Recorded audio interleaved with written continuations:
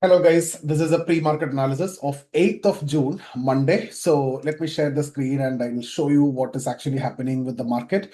So GIFT Nifty is indicating 23,160. Now, if you remember, it is actually recovering from around 23,050, 60 level.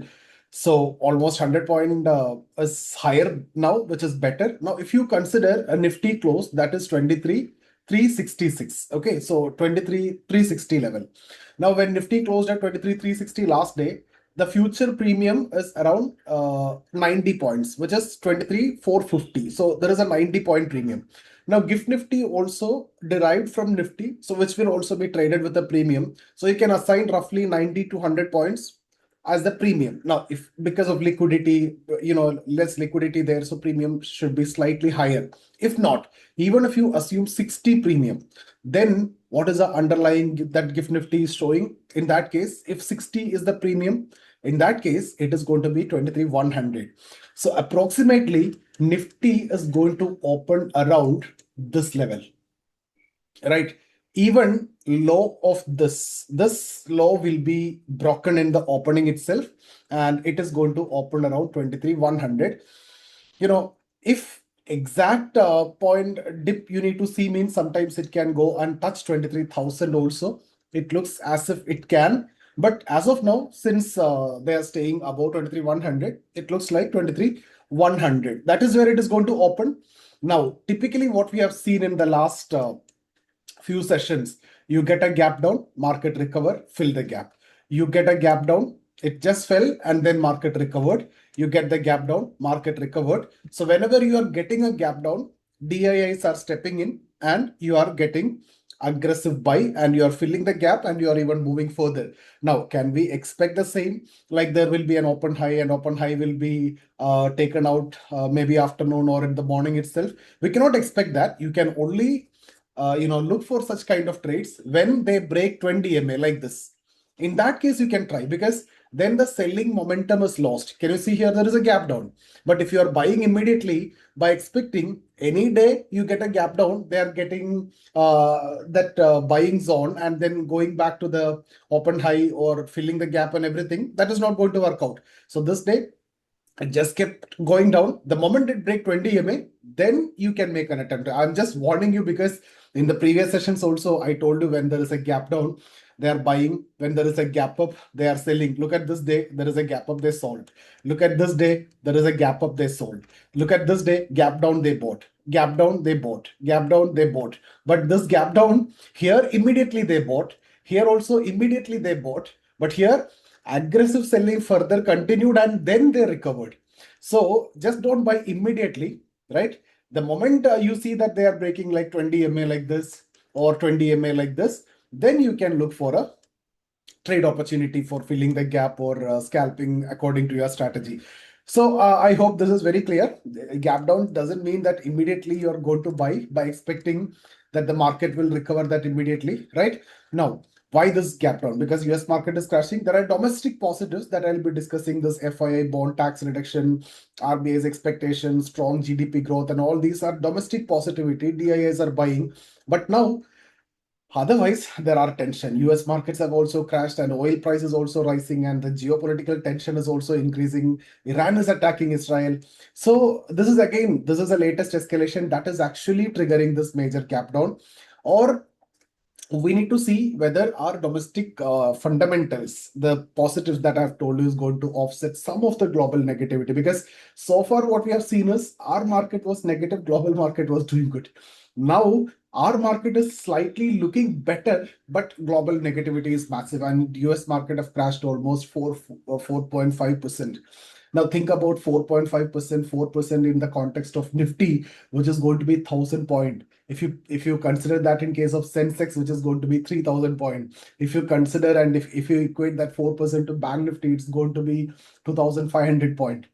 Right. So the issue is this. I'll talk about briefly because some of you are interested to know.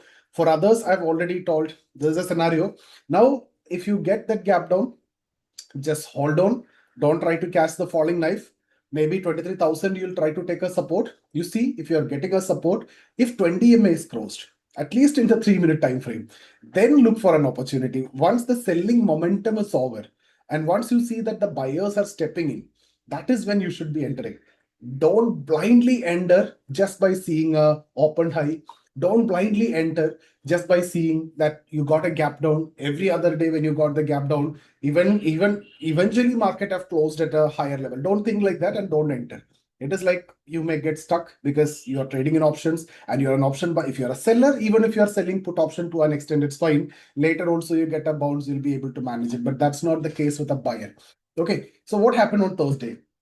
Israel and Lebanon have announced a fragile ceasefire, and the ceasefire was conditional that I've discussed. Hezbollah have to completely stop its operation, and Hezbollah have to withdraw from specific areas, right? So I hope all of you know Hezbollah is a Lebanon-based group, which have ties with Iran, and Iran is supporting Hezbollah. And Hezbollah strongly remains against Israel. We have seen before also attacks from Hezbollah, right? And Hezbollah is actually supported by Iran. Now, Hezbollah rejected the ceasefire on Friday evening. They officially rejected the ceasefire agreement, and that became one of the factors which is actually contributing that weakness in the global market on Friday. So Friday night, there was effectively no operational ceasefire between Israel and Lebanon. And you have seen that during weekend, Israel attacked. Israel launched fresh attacks on Beirut.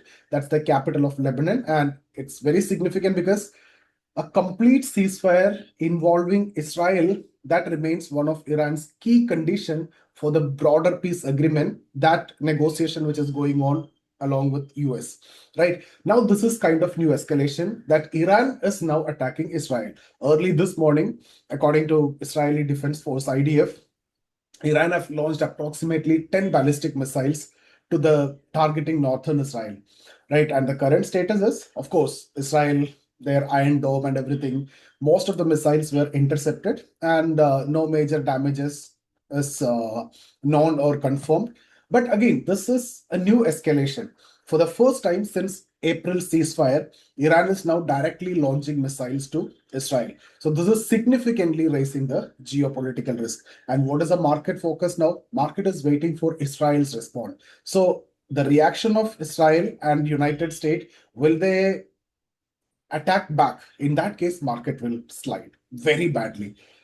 But Trump's position is, Trump, in fact, is not looking to attack back. Trump, in fact, called Israeli Prime Minister. It is reported that not to retaliate against Iran. The reason is US and Trump is believing that they are very close to the final agreement with Iran. Now, any such escalation at this point of time, any attack on Iran, again, can derail the negotiation. So this is as per the report. Now, the market question is, do they focus on the missile attack and this escalation which is going on? So this is a fresh escalation, and whether that will be reflected in our market. And also, otherwise, whether Trump's effort to contain the situation and preserve the peace deal will be validated by the market. So the uncertainty is definitely creating a risk of sentiment. Now you look at the oil price have jumped almost 3.5%. Now Brent is around 96.5 and WTI 93.5. So higher oil price, that definitely remain a bigger concern for India. Apart from that, US jobs data was surprisingly strong, and strong employment numbers also released. So the jobs data, if you see actual, it's around 1,72,000 jobs added. Expectation was 85,000, right? So unemployment rate, that remained unchanged, which is 4.3. But why did the market react negatively? See, normally these numbers are positive, jobs data. But stronger job data means what? You have more employment and you get wage, you get salaries. So more money will be there with people. Purchasing power will increase. So the demand will be higher. When the demand will be higher, naturally inflation will go up.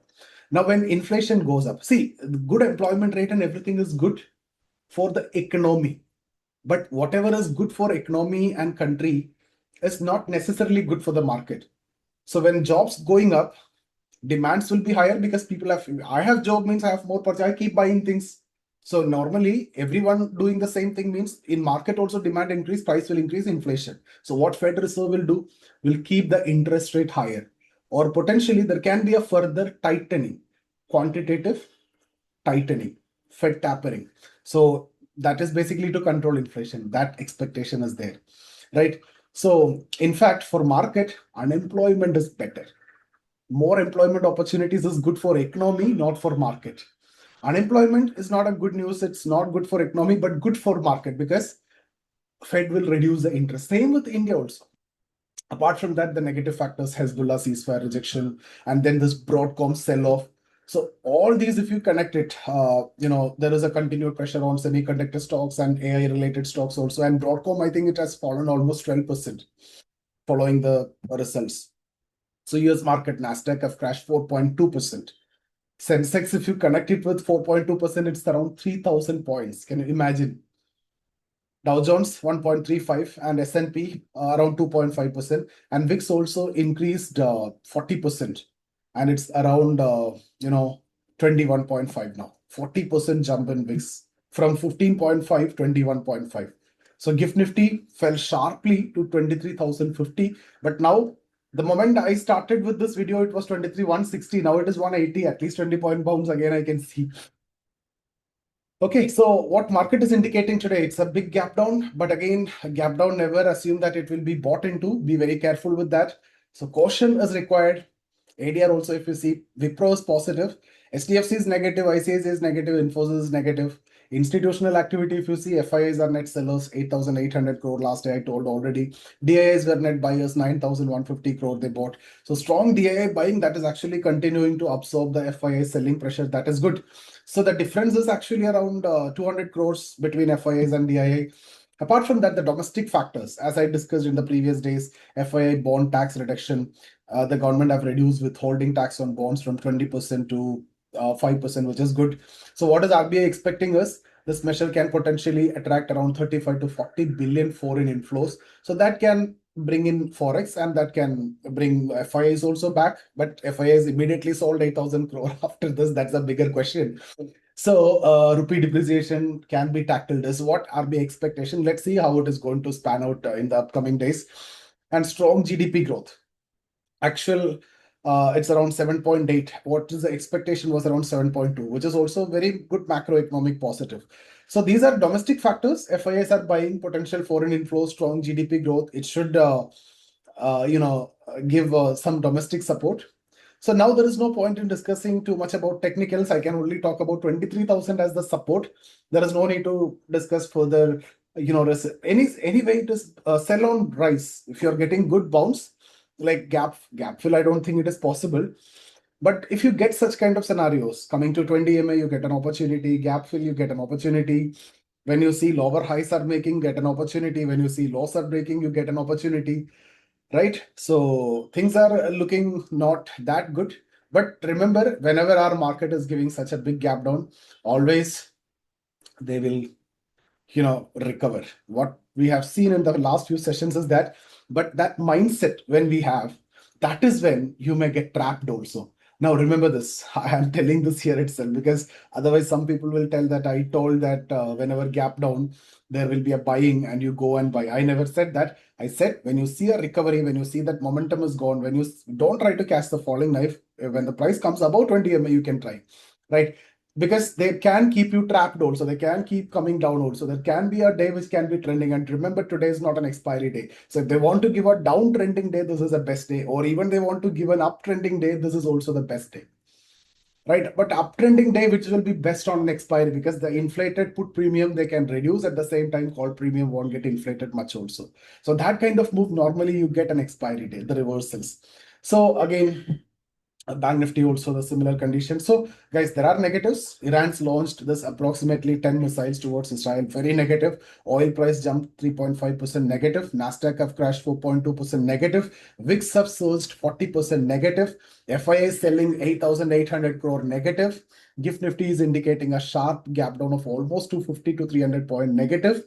Positives. Trump is trying to prevent the escalation. Positive.